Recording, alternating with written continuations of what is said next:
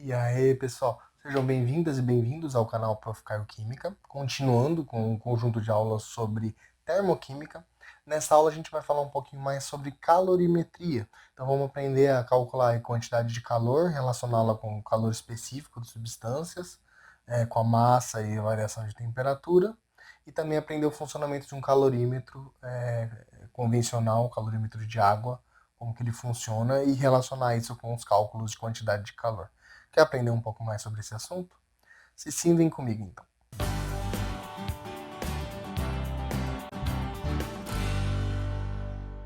Vamos lá então, pessoal. Continuando, na verdade, né, com esse conjunto de aulas sobre termoquímica.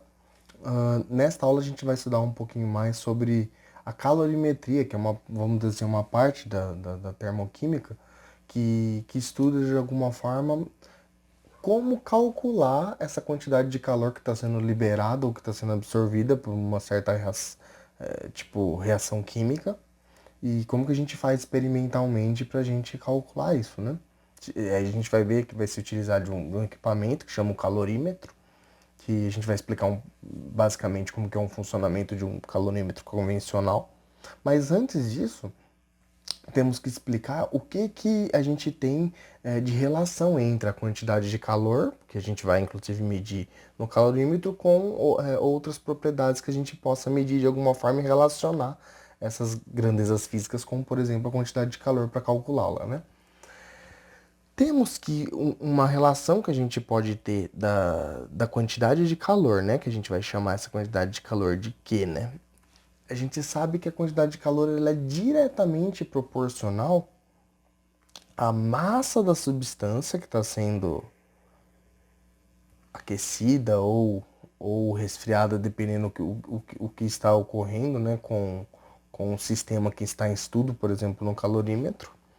E além dessa massa, também com a variação de temperatura que essa substância está tendo, né? E além dessa tipo relação vamos dizer assim, de proporcionalidade que a quantidade de calor tem com a massa e a temperatura, que é uma relação diretamente proporcional, então quanto maior é a massa da substância, quanto maior é a variação de temperatura, maior vai ser a quantidade vamos dizer assim, de calor associada a isso, associada a esse processo, vamos dizer assim. Só que também tem uma outra, vamos dizer assim, constante que a gente utiliza, que é o que a gente chama de calor específico. Então, o que seria esse calor específico? Ele nada mais é que uma quantidade de energia que é necessária para que você consiga elevar a temperatura de 1 grama dessa substância que está em análise em 1 grau Celsius. Então, isso obviamente que se a unidade de massa de temperatura for grama para massa e grau Celsius para temperatura, né? Então, normalmente, esse calor específico ele vai ser justamente essa medida. Se pegar 1 grama dessa substância e aquecer essa substância em 1 grau Celsius, quanto de energia, normalmente, ela vai precisar para que ela aqueça esse 1 grau Celsius, essa 1 grama de substância. Então é isso basicamente que o calor específico vai nos dizer. Então, o calor específico que a gente pode dizer é que cada substância, por ter, vamos dizer assim, propriedades diferentes, acaba tendo também esse valor de calor específico diferente. Então tem substância que, por exemplo, você precisa fornecer uma quantidade de calor muito maior para que você faça com que tipo, ela aqueça 1 grau Celsius, 1 grama dessa substância, né? Agora, tem substância que basta uma pequena quantidade de calor que ela absorve, ela já consegue aumentar 1 grau Celsius. Então, eu coloquei aqui uma tabelinha com o calor específico de diferentes substâncias. Uma coisa que dá pra gente destacar, que normalmente os metais, como ouro, ou mesmo ligas metálicas, né, que envolve o ferro aqui, por exemplo, que é no caso do aço, é, normalmente, como eles são bons condutores de calor, o que isso significa eles terem essa propriedade? Que o fato de eles serem bons condutores de calor, quando ele absorve uma determinada energia de um meio externo, por exemplo, ele consegue rapidamente, com pouca quantidade de energia que esse material absorve se for um metal, ele aumentar a temperatura dele. Por isso que normalmente quando a gente aquece qualquer superfície metálica, rapidamente ela fica quente, né? Quando a gente começa a aquecer ela, diferente de outras superfícies, normalmente superfícies não metálicas é, que normalmente demora um pouco mais para aquecer quando a gente, por exemplo, incide energia sobre essa. Não incide qualquer fonte de energia, né, sobre esse material. Então, o calor específico ele vai ter essa relação direta com a facilidade que o material tem de aumentar a temperatura dele quando ele absorve energia. É basicamente isso que o calor específico vai dizer. Então, os metais normalmente são os que têm o valor de calor específico, se a gente for comparar aqui nessa tabela, menor de todos. Ó. Por que menor? Porque ele precisa de uma pequena quantidade de absorver de calor, né, de absorver energia, para que ele consiga aumentar 1 grau Celsius na temperatura dele. Então, normalmente, como ele precisa dessa pequena quantidade, então no caso do ouro aqui, ó, ele vai precisar só de 0,03 caloria para 1 grama do ouro aumentar em 1 grau Celsius. Então, então você vê que uma pequena quantidade de calor já é suficiente para fazer com que esse material aumente em 1 grau Celsius. Então, basicamente, quanto menor é o calor específico, mais facilmente esse material aumenta a temperatura quando ele recebe alguma fonte de calor, né? Agora, materiais, por exemplo, que tem o valor do calor específico maior, como a água, por exemplo, o valor é 1 caloria por grama e grau Celsius. Aí já, tipo, tem uma dificuldade um pouco maior, por exemplo, se comparada com o metal, para ela aumentar a temperatura dela quando ela recebe uma certa quantidade de energia. Então, no caso da água, para aumentar 1 grama da água, para ela aumentar esse mesmo 1 grau Celsius que o ouro aumentaria precisando apenas de 0,03 caloria, a água já precisa de 1 caloria para aumentar esse mesmo 1 grau Celsius, se a gente pegar 1 grama de água. Então vocês percebem que a gente relacionar o valor do calor específico nada mais é que a gente relacionar essa propriedade intrínseca do material que ele tem de tipo de aumentar a temperatura dele dependendo de quanto de energia ele recebe do meio externo. Isso é extremamente importante a gente conhecer do material, até para diversos tipos de aplicações que a gente vai dar para o material. E também para a gente poder relacionar, né? Vamos dizer assim, essa variação de temperatura e a massa do material com o conteúdo energético que ele está absorvendo ou liberando. Isso é bastante importante no caso do calor específico, né? Então, quanto mais condutor de calor é o material, normalmente ele vai ter o valor do calor específico menor. E quanto menos condutor térmico, condutor de calor é o material, maior vai ser o calor específico dele. Mais ele vai precisar absorver de energia para poder aumentar a temperatura desse material. Beleza? Então tem essa relação. E esse calor específico, ele está aqui nessa equação justamente por isso, que dependendo da substância, ela vai ter um calor específico diferente, e na hora que a gente vai calcular essa quantidade de calor que está sendo absorvida ou liberada, esse valor do calor específico vai influenciar dependendo da substância que está ali, né? Então a gente sabe, tá aumentando tantos graus Celsius, uma certa massa da substância, tá? Mas qual que é o calor específico dela para a gente conseguir saber qual que é a quantidade de calor que ela está absorvendo ou liberando? Então, a gente consegue medir, pesar, por exemplo, a quantidade de massa da substância que a gente está pesando, para colocar lá no calorímetro, por exemplo, e também qual que é a variação de temperatura que está ocorrendo ali, por exemplo, com a utilização de um termômetro. Saber qual que era a temperatura no início e para quanto mudou depois que ocorreu aquela reação química completamente. Aí a gente tem essa ideia da variação da temperatura, né? Já que o ΔT ele nada mais é que um T final menos o T inicial. Então ele é uma ideia de variação de temperatura, né? Quanto era no início para quanto foi no final, né? Só que tudo isso aqui vai estar relacionado com esse calor específico que é uma, vamos dizer assim, uma grandeza já que é relacionada com cada tipo de material. Cada tipo de material no estado físico que ele está vai ter um calor específico diferente. Como, por exemplo, a água no estado líquido, o calor específico dela é diferente da água no estado sólido, que é o gelo. Então, inclusive o estado físico muda essa propriedade do calor específico. Ela é relacionada então com o tipo de substância e também com o estado físico que ela está, beleza? Aí vem a questão da gente comentar como que é o funcionamento de um calorímetro, para vocês entenderem melhor como que é feita a medida, por exemplo, de quantas calorias tem, por exemplo, uma determinada substância. É muito comum, inclusive, naqueles rótulos de embalagem, vocês verem quantas calorias que determinado alimento tem.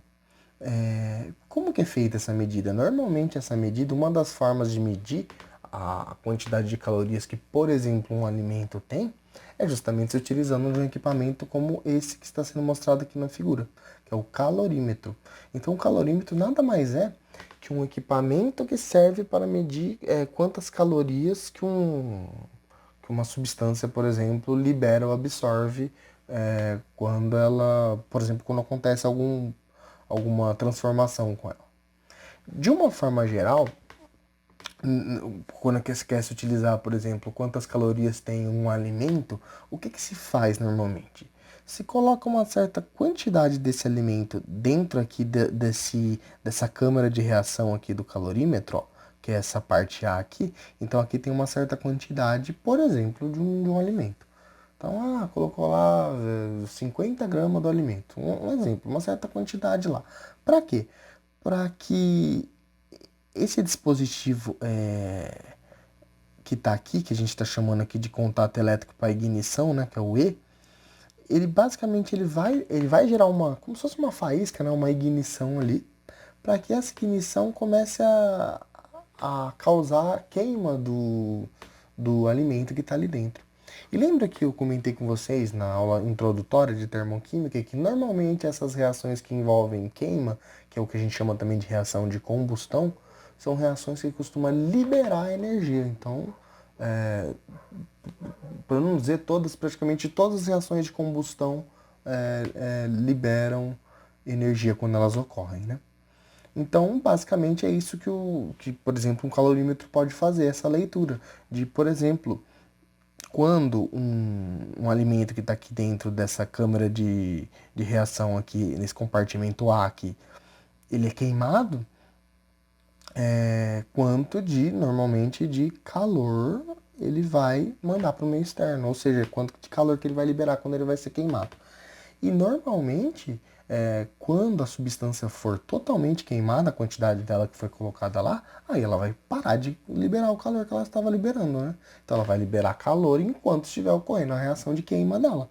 A partir do momento que a substância já foi totalmente queimada, ela para de liberar calor e a gente já sabe que a partir dali toda a substância foi consumida e aí consegue ter uma noção daquela quantidade de substância quanto foi liberado de calor. Ou seja, em outras palavras, daquela quantidade de substância, quantas calorias que a substância vai ter, que eles falam, mas que nada mais é que quantas calorias ela vai liberar quando ela queima, por exemplo. Beleza? Então, como que vai ser feita essa medida? Então, primeiramente vai colocar uma certa quantidade da substância aqui, esse contato elétrico de ignição vai fazer com que essa substância queime. A partir do momento que ela começa a queimar, ela começa a liberar para o meio externo uma certa quantidade de calor. E o que é esse meio externo? Esse meio externo pode ser, por exemplo, se for um calorímetro que o meio externo é feito com, por exemplo, a substância que se utiliza é água, então, num caso como esse, no meio externo vai ter água aqui. Então, justamente esse meio aqui vai ser composto por H2O. Então, um meio aquoso. Aí, o que vai acontecer? Normalmente, esse meio aquoso, ele é colocado num que a gente chama de um vaso calorimétrico, né? Que tipo, nada mais é que um vaso que ele é isolado termicamente. Para quê?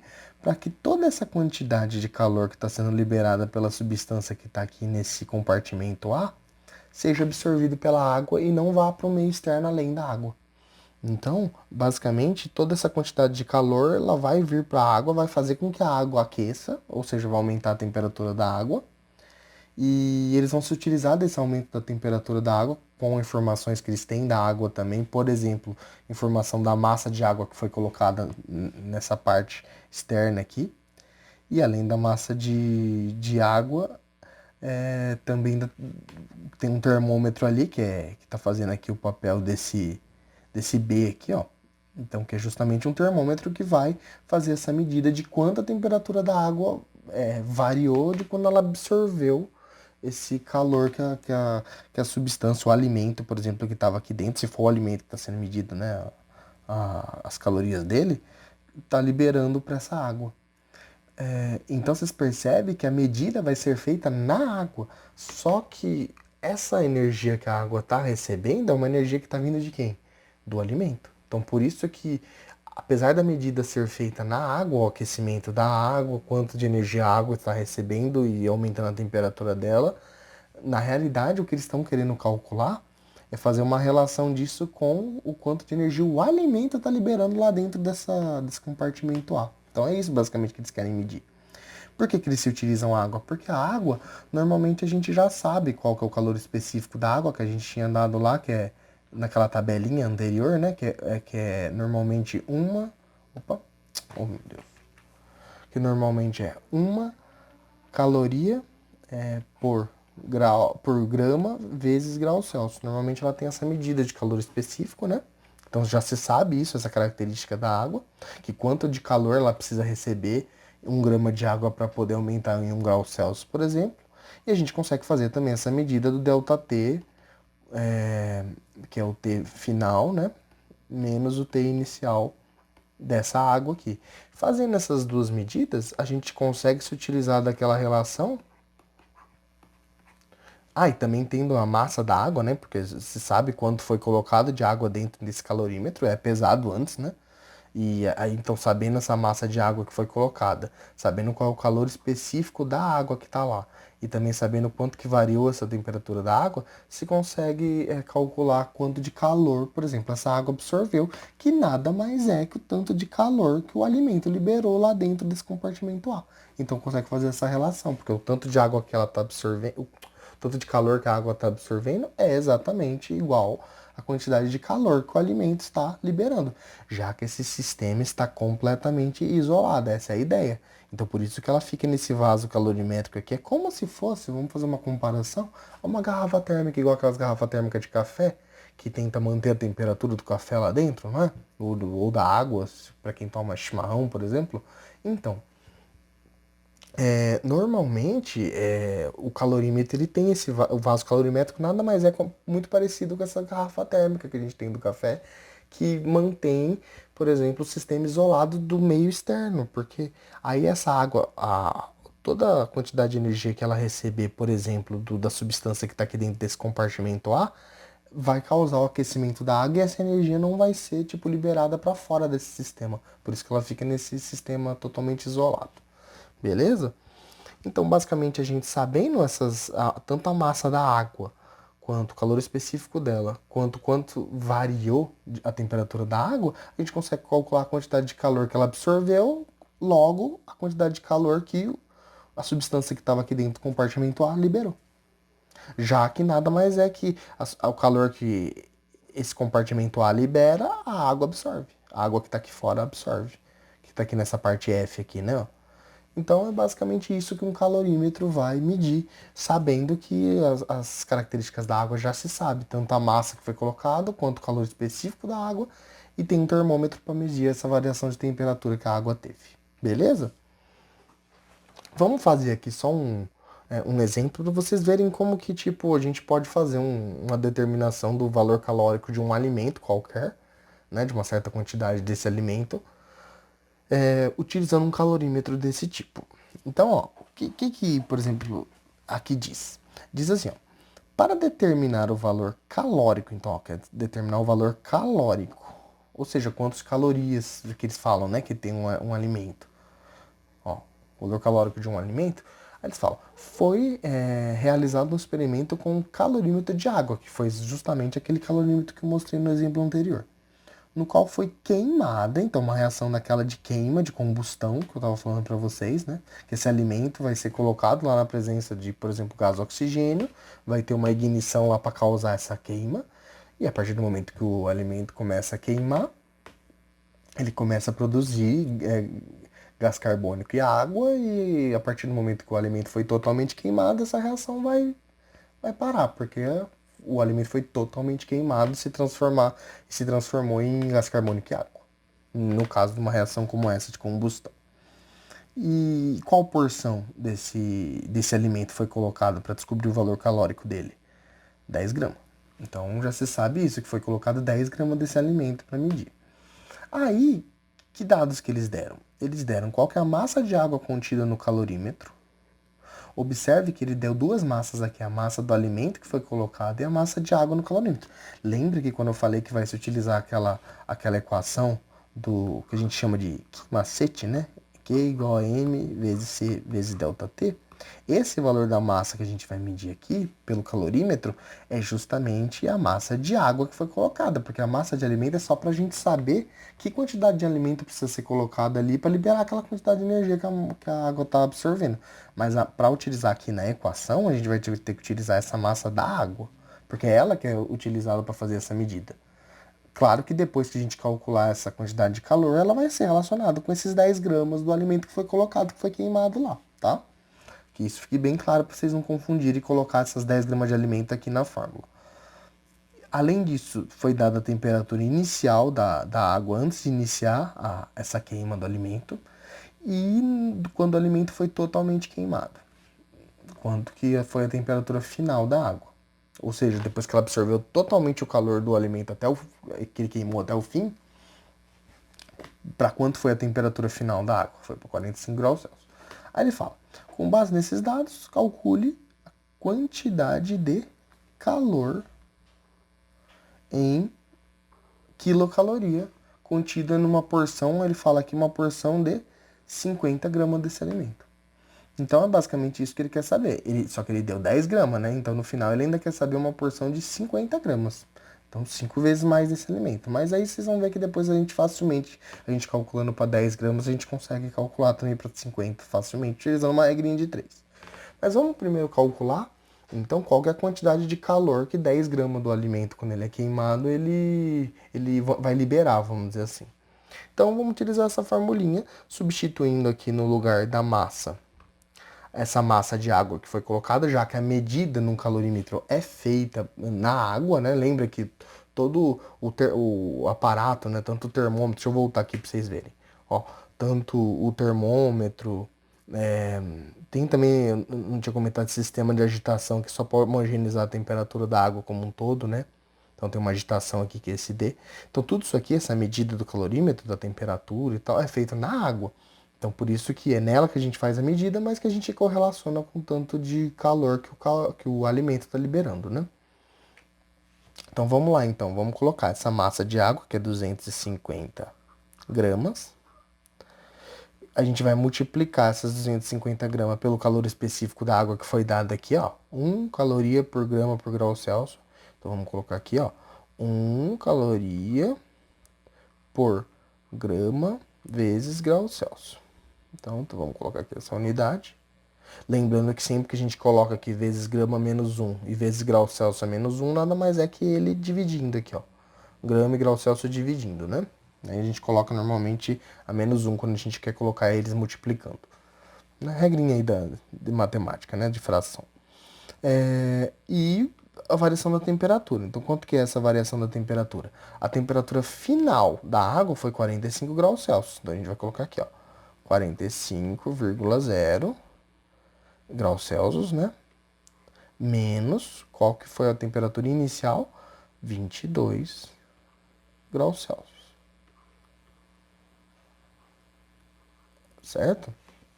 Aí a gente faz esse cálculo aqui, só vamos cortar as unidades aqui, ó, grama com grama, graus Celsius, né, que aparece aqui com graus Celsius.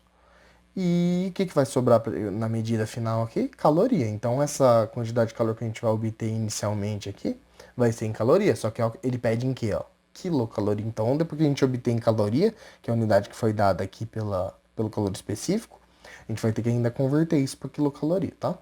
Mas isso aí a gente faz utilizando também uma regrinha de 3. Então, a gente calcula essa quantidade de calor. Lembrando que aqui a gente tem que fazer 45 menos 22, que vai dar 23, né? Então, essa subtração aqui, ó, vai dar 23, né? daria 23 graus Celsius, né? Vamos dizer assim, mas esse grau Celsius cancelou com esse aqui, né? E aí a gente faz essa multiplicação, ó, 250 vezes 1, que dá 250. 250 vezes 23, eu fiz a minha colinha aqui, vai dar 5.750. Qual unidade? A que sobrou aqui, ó, calorias, né? Só que a gente já obteve essa quantidade de 5.750 calorias para quantos gramas do alimento? Quanto grama do alimento liberou essa quantidade de calor? 10 gramas do alimento. 250 gramas de água absorveu esse calor e a gente utilizou isso, esses 250, para fazer o cálculo. Mas quem que liberou esse calor de 5.750 gramas? Foi os 10 gramas de alimento até ele queimar totalmente. Então, basicamente, foi isso que a gente calculou. Só que agora o que que a gente pode calcular? A gente pode fazer uma relação aqui para calcular essa quantidade em quilocalorias, né? Lembrando que 1 quilocaloria equivale a quantas calorias? Equivale a 1.000 calorias. Lembrando que quilo sempre é relacionado com 1.000, né?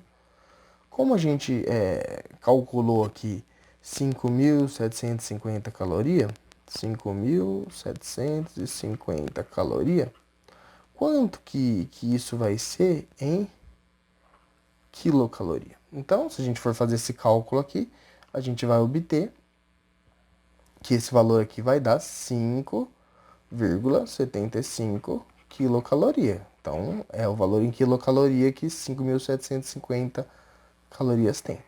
Só que a gente já terminou o exercício aqui? Ainda não. Por quê? Porque essa quantidade aqui de quilocaloria é para quantos gramas do alimento? Essa quantidade é para 10 gramas do alimento. Porque ele colocou aqui que 10 gramas do alimento foi queimado. Mas quanto que o exercício pede? Para 50 gramas do alimento. Então a gente ainda vai ter que fazer uma outra regrinha de 3 que dizendo assim, ó, que 10 gramas do alimento vai liberar quanto de energia que foi calculado ali? 5,75 quilocaloria. Essa energia foi liberada por 10 gramas. Mas e 50 gramas do alimento? Quanto que ele liberaria? Daí você vai colocar aqui qual que é a quantidade de calor para esse caso. Então, a quantidade de calor para esse caso, se você fizer o cálculo, vai dar 28,75. Qual unidade? A mesma que está aqui, ó, quilocaloria. Ou seja, gente, 50 gramas do alimento, se ele for queimado, vai ser exatamente essa quantidade de calor que ele vai liberar. Em outras palavras, é o que a gente vai chamar de valor calórico daquele alimento. Então, se fosse colocar lá na embalagem que 50 gramas do alimento, qual que é o valor calórico, a gente teria que colocar 28,75 quilocaloria, que é aquele valor, que aquele alimento tem de valor calórico. Ficou claro para vocês, gente? Então, basicamente, é dessa forma que a gente vai se utilizar quando a gente quer fazer qualquer cálculo envolvendo cálculos calorimétricos, ou seja, cálculos de quantidade de calor, por exemplo, que uma substância libera ou também pode absorver, no caso de cálculos desse tipo.